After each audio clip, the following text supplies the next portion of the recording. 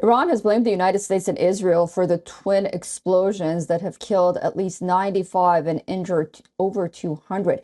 The blasts took place at a ceremony in Iran to commemorate the country's top commander, Qasem Soleimani, who was killed by a U.S. drone in 2020. Iran's supreme leader, Ayatollah Khamenei, has vowed harsh response, while President Ibrahim Raisi has called out Israel. I warn the Zionist regime, don't doubt it. You will pay the price for this crime.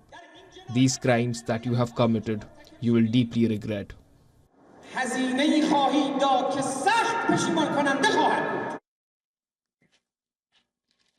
U.S. has rejected Iran's claim or its allies Israel's involvement in the attack. It says escalation in the Middle East is in no one's interest, as the attack comes on the heels of the raging war in Gaza, which appears to be spreading across the region.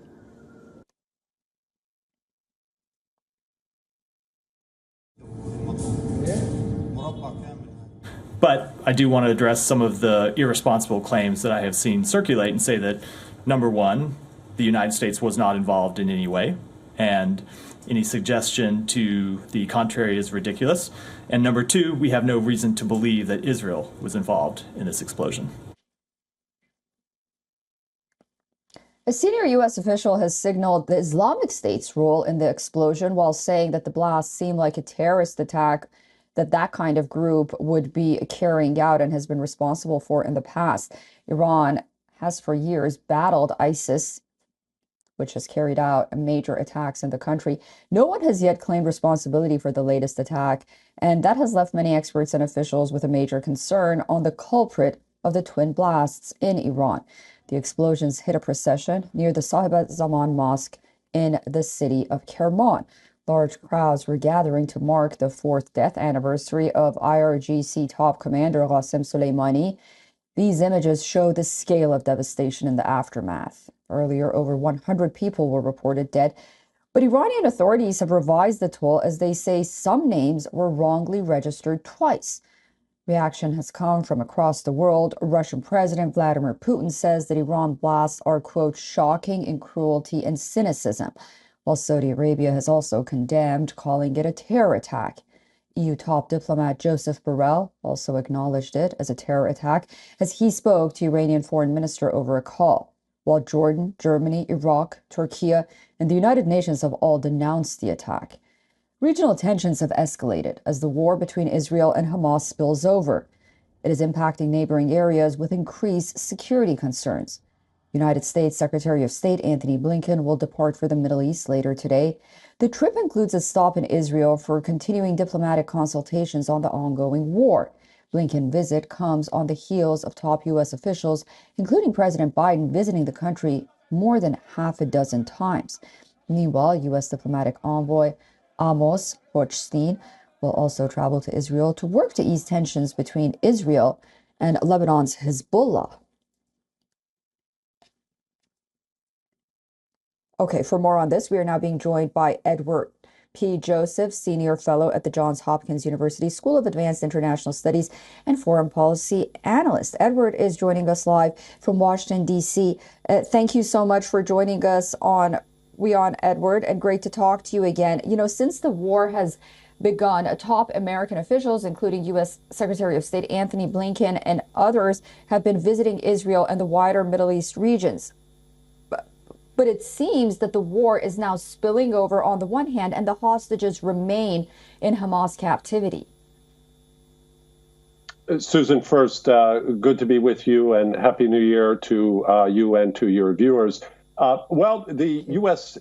Interest is certainly to prevent any spreading of the conflict. And so far, actually, quite remarkably and significantly, we have not seen that spillover. We should put it in perspective here that we should have anticipated a spillover. The logical consequence, one would think, of a very well-armed operative like Hezbollah, which has quite strong, capable missiles capable of striking Israel basically anywhere, one would have expected while Israel is deployed with most of its military deployed and its military leadership focused on in Gaza, that would be the ideal time for Hezbollah to strike, and it hasn't. And of course, that puts Iran, the backer of Hezbollah, which is a proxy of Iran, in an embarrassing position, because Iran styles itself as the leader of the so-called resistance, axis of resistance, and its main proxy is not doing very much about it. So the U.S. has moved quickly. The U.S. moved first one, then a second carrier group into the region as a strong signal, a strong deterrent to prevent some type of escalation. And we've seen military exchanges on the border, quite dangerously so. Many Israelis have moved away from the north of the border in Israel. And we've seen, of course, Israel strike and take out this Hamas commander in Lebanon. And we've also seen Israel take out, just a few days ago, this the Iranian commander in Syria. So we've seen those two exchanges. And now, of course, we have this escalation potential. We have this baseless allegation from Iran and from others that Israel is somehow responsible for this terrible attack in Kerman in Iran that has killed so many Iranian civilians. Please. Yeah, Iranians were saying that not many of Qasem Soleimani's family members or top commanders or officials were at that ceremony. So that was curious, according to the social media outlets. Moving on, Saleh Arouni, a deputy political leader of Hamas, was killed in a drone strike in southern Beirut on Tuesday. Let's talk about intelligence sharing. The United States says that Israel informed it of the Beirut strike as it happened, and there was no preemptive warning given. What does this tell us about the relationship and intel sharing at the highest level between the two countries? Well, we don't. It's difficult to have insight into that question of how much advance notice is provided, but we certainly don't see any significant reproach by the United States for the action of taking out Arouri in Lebanon, this senior Hamas commander. We see no reproach from the United States about that, and why should there be?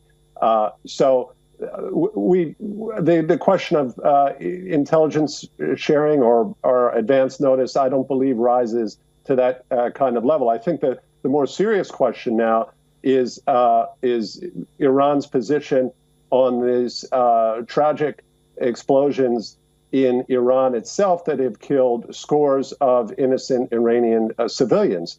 And here in the United States, as your report indicated, the State Department official indicated, we've seen these irresponsible suggestions here in the United States that have basically concluded that Israel is responsible. This is stunning. I'm not talking about from Iran. I'm talking about Iran, those who follow Iran closely here in the United States, and even those who suggest that the civilians, these same so-called Iran experts, suggesting that those innocent Iranian lives were somehow IRGC, that is Iran Revolutionary Guard Corps assets, innocent Iranian lives somehow treated as assets. And of course, as the State Department indicated, there are no indications that Israel did this or would have done this because it's simply not the pattern that Israel does to attack civilians. We saw openly former Israeli Prime Minister Bennett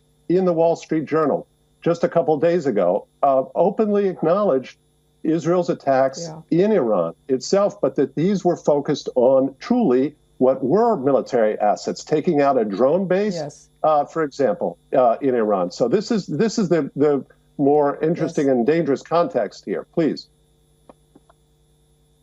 Yes, very. Edward, it's always a pleasure talking to you. Thank you so much for that analysis and insight, and a very happy new year to you as well. I look forward to speaking to you again. Likewise. Thank you very much.